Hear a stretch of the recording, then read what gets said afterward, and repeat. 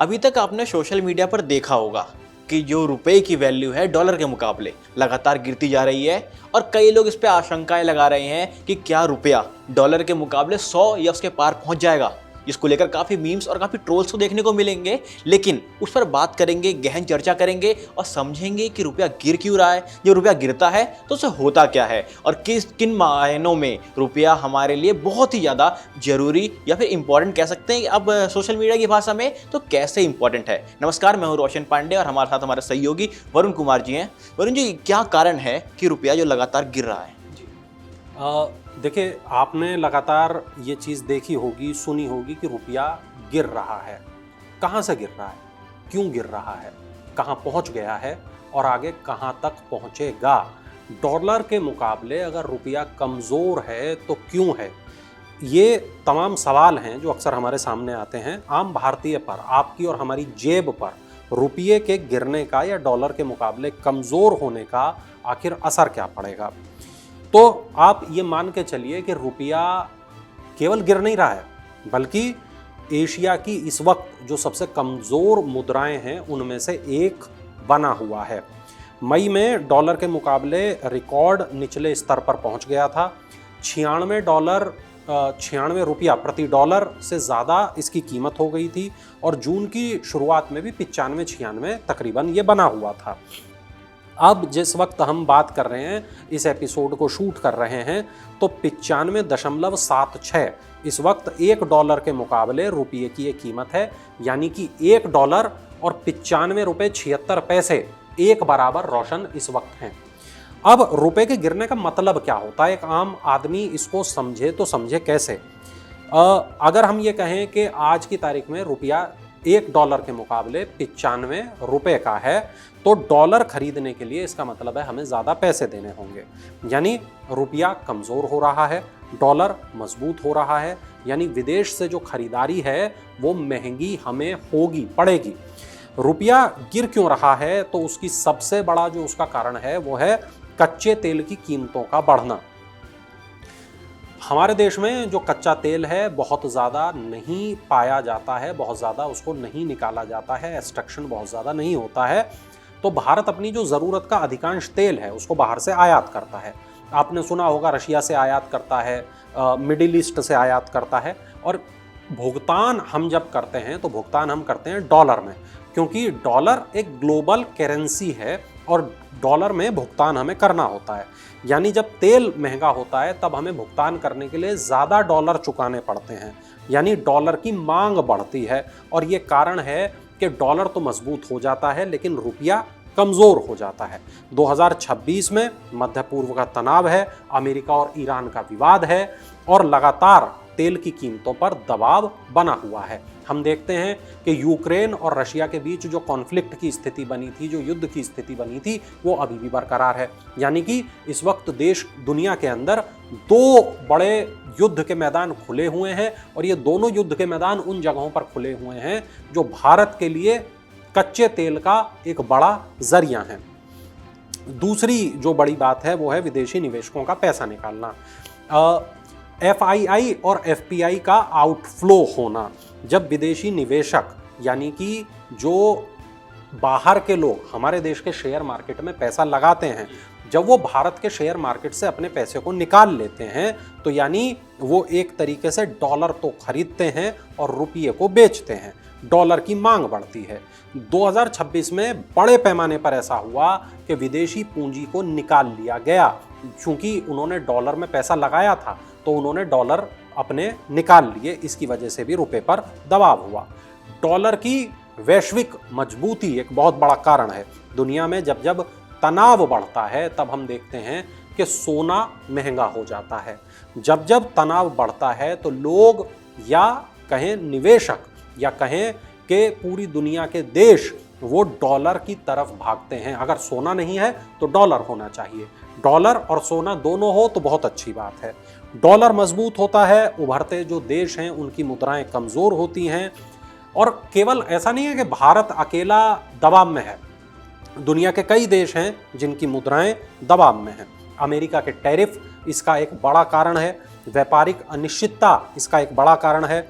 जो निवेशक होते हैं उनको डर है कि निर्यात प्रभावित हो जाएगा, उनको डर है कि विदेशी निवेश कम हो जाएगा, और इस वजह से भी वो जो लोग होते हैं या जो निवेशक होते हैं उनके इस डर के कारण रुपए पर दबाव बढ़ता चला जाता है। एक यहाँ पर बात समझने की ये भी है कि आरबीआई चाहकर भी सब कुछ तो कंट्रोल नहीं कर सकता। आरबीआई डॉलर बेचता है अपने पास से ताकि रुपए को सहारा मिले, लेकिन अगर डॉलर की मांग लगातार बनी रहती है, अगर विदेशी निवेश लगातार निकलता रहता है, अगर तेल लगातार महंगा होता रहता है, तो आरबीआई केवल गिरावट की रफ्तार तो रोक सकता है, लेकिन रुपए को गिरने से पूरी तरह नहीं रोक सकता। अब सवाल रोशन आपका था कि एक आम भारतीय पर असर क्या होगा। तो देखिए, सबसे बड़ा असर पेट्रोल और डीजल महंगे हो जाएंगे। क्यों हो जाएंगे? क्योंकि जो तेल है वो डॉलर में खरीदा जाता है। डॉलर महंगा यानी तेल महंगा, और तेल महंगा यानी कि अगर कच्चा तेल महंगा तो पेट्रोल महंगा, डीजल महंगा, गैस सिलेंडर महंगा, ट्रांसपोर्टेशन महंगा। अगर ट्रांसपोर्टेशन महंगा तब आप इस चीज़ को समझिए कि ट्रकों से होने वाली माल की ढुलाई महंगी, एफएमसीजी प्रोडक्ट महंगे, कपड़े महंगे, खाद्य पदार्थ महंगे, यानी हर वो चीज़ जो ट्रक और मैं कहूँ रेलगाड़ी, मालगाड़ी के जरिए एक जगह से दूसरी जगह पर जाती है, वो महंगी आपको मिलेगी। जो भी ट्रांसपोर्ट के जरिए पहुंचती है, वो आपके जूते हो सकते हैं, वो आपके कपड़े हो सकते हैं, वो आपके खाने पीने के सामान हो सकते हैं, वो कुछ भी हो सकता है। महंगाई बढ़ेगी। भारत चूंकि बहुत सारी चीज़ों का आयात करता है, जिसमें इलेक्ट्रॉनिक्स होते हैं, जिसमें मशीनें होते हैं, जिसमें केमिकल होते हैं, जिसमें मेडिकल उपकरण होते हैं, ये तमाम जो चीज़ें होती हैं ये महंगी हो जाएंगी। अगर आयात महंगा हुआ, दूसरे देश से आने वाला सामान महंगा हुआ, तो आप तक वो सामान महंगा ही पहुंचेगा। तो इस वजह से महंगाई बढ़ेगी और रुपए में और गिरावट होगी। विदेश यात्राएं महंगी हो जाएंगी। यदि आप अमेरिका जाते हैं, यूरोप जाते हैं, दुबई जाते हैं, सिंगापुर जाते हैं, तो आपको होटल महंगे मिलेंगे, टिकट महंगे मिलेंगे, आपका खर्च बढ़ जाएगा, क्योंकि रुपए की जो क्रय शक्ति है वो कम होती चली जाएगी। विदेश में यदि आपके बच्चे पढ़ते हैं या आप अपने बच्चों को विदेश में पढ़ाना चाहते हैं, तो आपको ज़्यादा डॉलर खर्च करने पड़ेंगे। रुपया चूंकि कमज़ोर है तो आपको ज़्यादा रुपया खर्च करना पड़ेगा। बच्चे की फीस महंगी हो जाएगी, उसका हॉस्टल महंगा हो जाएगा, रहने का खर्च महंगा हो जाएगा, खाने का खर्च महंगा हो जाएगा, सब बढ़ जाएगा। आईफोन से लेकर लैपटॉप तक, इलेक्ट्रॉनिक्स, तमाम चीज़ें ये महंगी हो जाएंगी। ये तमाम आयातित उत्पाद हैं जिनके पार्ट्स विदेश से आते हैं। हालांकि वरुण जी, सवाल एक ये है कि तमाम चीज़ें तो हैं जो महंगी हो जाएंगी, क्या इस चीज़ का कोई फ़ायदा भी है? जब डॉलर मजबूत होता है तो कुछ रुपए से कुछ फ़ायदा पहुंचता है? बिल्कुल, देखिए, फ़ायदा होगा, बिल्कुल होगा। निर्यातकों को फ़ायदा होगा। अगर आप कोई ऐसा सामान बनाते हैं जो विदेश में निर्यात जिसको किया जाता है, यानी कि आपकी जो कमाई होगी वो डॉलर में यदि हो रही है, तो आपको फ़ायदा होगा। जैसे आईटी कंपनियों को फ़ायदा होगा, फार्मा कंपनियों को फ़ायदा होगा, और कुछ जो मैन्युफैक्चरिंग निर्यातक हैं उनको फ़ायदा होगा, क्योंकि डॉलर के बदले उनको ज़्यादा रुपए मिलेंगे। विदेश से जो लोग भारत पैसा भेजते हैं उनको फ़ायदा होगा। यदि कोई भारतीय अमेरिका में रहता है, कनाडा में रहता है, खाड़ी देशों में रहता है, वहाँ पर काम करता है, डॉलर में वो अपने घर पैसा भेजता है, तो परिवार को ज़्यादा रुपया मिल पाएगा। देखिए, कुछ चीज़ें हमें बहुत आसानी से समझ लेनी चाहिए। रुपया दबाव में है, विदेशी निवेश, निकासी और तेल इसके सबसे बड़े कारण है। आरबीआई का जो नया कदम होगा, बाजार उसका इंतज़ार कर रहा है। सवाल कई हैं कि क्या $100 पर पहुंच जाएगा, 100 रुपया प्रति डॉलर हो जाएगा क्या? कंपनियां करेंसी रिस्क मैनेजमेंट की सलाह दे रही हैं, तमाम चीज़ें हैं, लेकिन हमें अब ये देखना है कि आखिर होगा क्या। क्या 100 रुपया प्रति डॉलर संभव होगा? तो तीन चीज़ें आप समझिए। एक, मान लीजिए कि होगा, जिसकी संभावना तकरीबन 50% है। रुपया अगर इसी तरह 95-96 बना रहा, आरबीआई बीच बीच में हस्तक्षेप करता रहा, तेल बहुत ज़्यादा न उछला, विदेशी निवेश में बहुत भारी गिरावट न आई, तब यहीं पर रुपया रहेगा, 100 के आसपास ही रहेगा।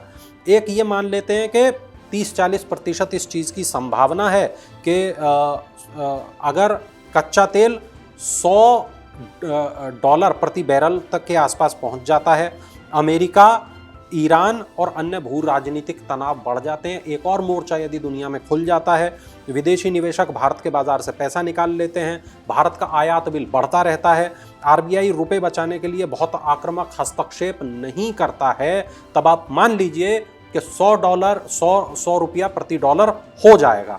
लेकिन इसको हम रोस्ट केस सिनेरियो मानते हैं कि ऐसा होना बड़ा अभी दूर की कौड़ी दिखाई देता है। अब एक चीज़ समझिए, रुपया मजबूत कैसे हो सकता है? यदि तेल सस्ता हो जाए। ये जो इस वक्त अमेरिका ईरान के बीच जो टसल, जंग, बवाल जो चल रहा है, अगर ये रुक जाए तो तेल सस्ता हो जाएगा, रुपया मजबूत होता दिखाई देगा। डॉलर वैश्विक स्तर पर यदि कमज़ोर हो जाएगा तो रुपया मजबूत होता दिखाई देगा। भारत में विदेशी निवेशक वापस आ जाते हैं तो रुपया हमें मजबूत होता दिखाई देगा। अमेरिका और भारत के बीच जो व्यापार संबंध अभी थोड़ा सा पटरी से उतरे हैं, अगर वो पटरी पर लौट आते हैं तो हमें रुपया मजबूत होते दिखाई देगा। अब हमें ये ज़रूर देखना है कि रुपया आखिर और कितना गिर सकता है। तो हमें ऐसा लगता है आरबीआई चूंकि लगातार हस्तक्षेप कर रहा है, आरबीआई ने रुपये को काफ़ी हद तक संभाला है और बड़े संस्थाओं के ऐसा अनुमान है कि रुपया फिलहाल 100 रुपया प्रति डॉलर होने नहीं वाला है। अगर तेल बहुत महंगा हो जाए, विदेशी निवेशक लगातार निकल जाएं, डॉलर मजबूत हो जाए तो शायद ऐसा हो, लेकिन फिलहाल ऐसा होता नहीं दिखाई दे रहा है। लेकिन सवाल यहाँ पर यह है कि क्या यही सब कुछ है? क्या 100 रुपया प्रति डॉलर होना ही सब कुछ है? दरअसल नहीं।